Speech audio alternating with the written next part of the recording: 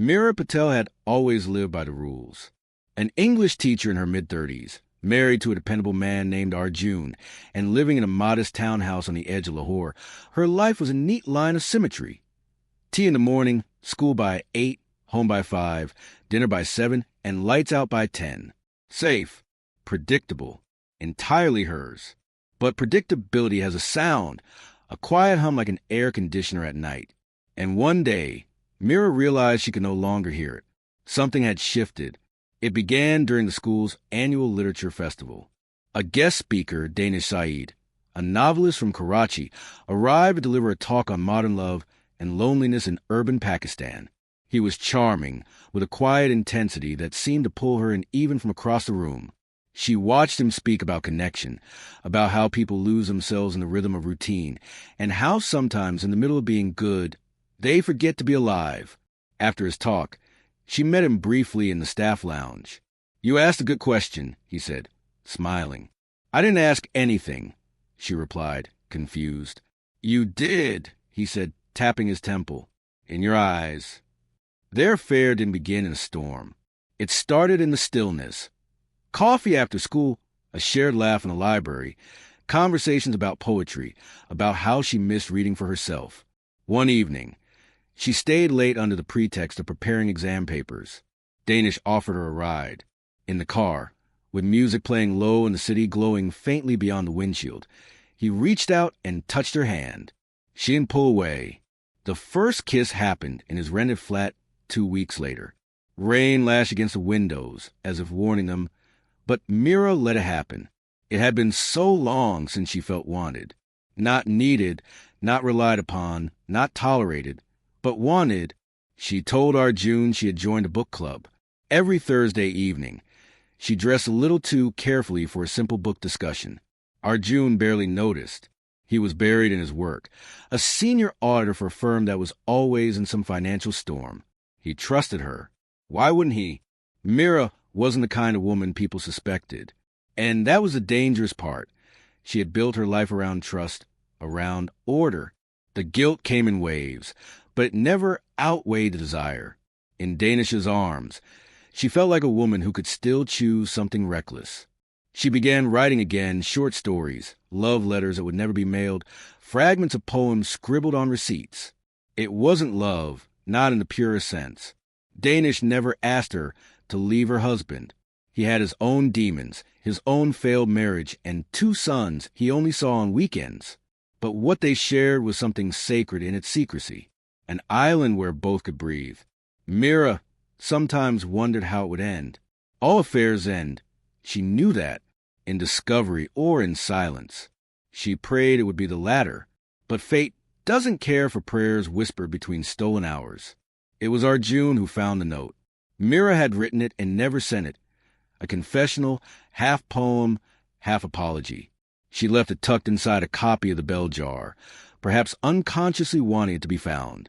One evening, while dusting the bookshelf, he found it. He didn't confront her right away. Instead, he watched, not with anger, but confusion, as if trying to understand when she stopped being his Mira. When he finally asked, his voice was quiet. "Are you in love with him?" Mira looked at him and couldn't answer. "I thought we were okay," he said. "I didn't know we were lonely." That word, it sliced through her like paper. Mira ended the affair that night. No dramatic goodbye, just a text. "I can't keep breaking the things I promised to protect. Thank you for showing me something I'd forgotten." Danish didn't reply. He didn't need to. Mira confessed everything to Arjun. There were weeks of silence. A marriage is like an old house. Some cracks you learn to live with, others you try to repair. Arjun didn't leave, but things didn't return to normal either.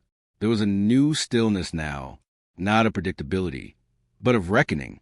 Sometimes, late at night, Mira would step onto the balcony and stare at the city lights. She had lived through a storm and survived it. The guilt would always linger, but so would the strange truth.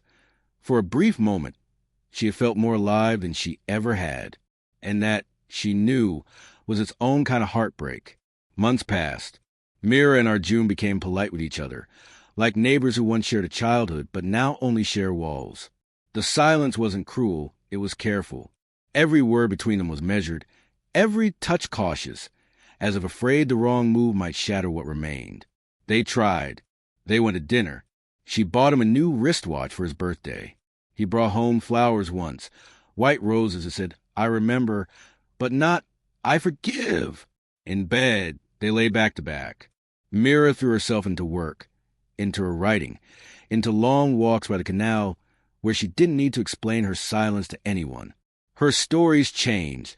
One centered on characters trying to escape. Now they focus on characters who stayed, who rebuilt after burning it all down. One of them, about a woman who betrays her husband but chooses not to leave him, got published in a literary magazine. Arjun read it. He didn't say anything. But that night, he lay facing her in bed. "Do you want to leave me?" he asked. "I don't know," she said honestly. And for the first time in months, he cried. Not because of what she did, but because they had gone so far, without realizing they were both drowning. Healing didn't come in a wave. It came in fragments. A shared joke over breakfast. A hand resting gently on her lower back as they waited in line.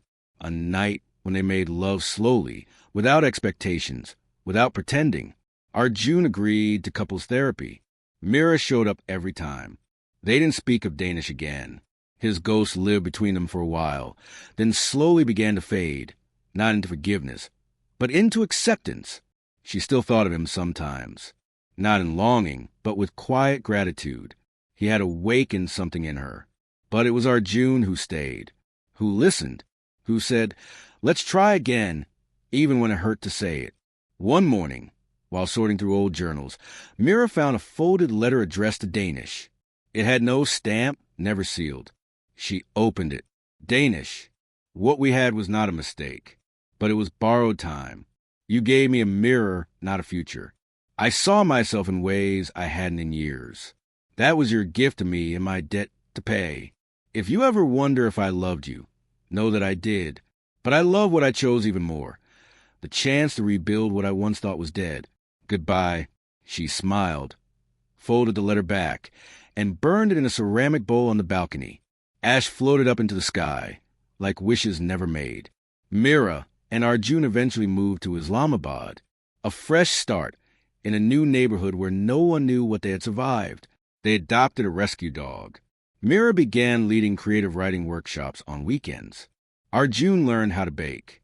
Their love wasn't perfect, but it was real, rebuilt from broken things, stitched with forgiveness, and rooted in the simple choice to stay, even after the storm. And sometimes, on rainy nights, Mira would watch the water trickle down the glass and whisper, not in regret, but in peace.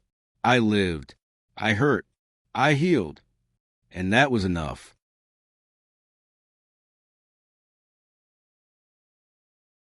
It was a Sunday morning, unusually quiet. Sunlight spilled across the kitchen floor, catching the edge of Myra's coffee cup as she sat across from Arjun in their modest kitchen. 3 years had passed since the affair, since the truth came out, since the long, raw season of repair began. They were no longer trying to be who they once were. They had let that version of their marriage go. What remained was something quieter, less romantic, but stronger, more honest. Arjun closed the newspaper and looked at her. "Do you ever think about him?" he asked, not accusingly, but curiously, like someone looking at an old scar. She stirred her coffee slowly, thinking. "Sometimes," she admitted, "but not in the way you might think. He was a mirror, not a destination." Arjun nodded. "I'm not the same man you married." She met his eyes. "And I'm not the same woman who betrayed you." They both smiled, soft, weathered, tired smiles. But they were smiling. Outside, the world moved on. Cars passing, birds cut into the sky, lives colliding and separating as they always had. Mira reached across the table, her fingers finding his. He didn't pull away. In the quiet space between them, something new took root, not naive, not passionate, but enduring. Not every story ends with walking away. Some end with staying. Some end with choosing to love again,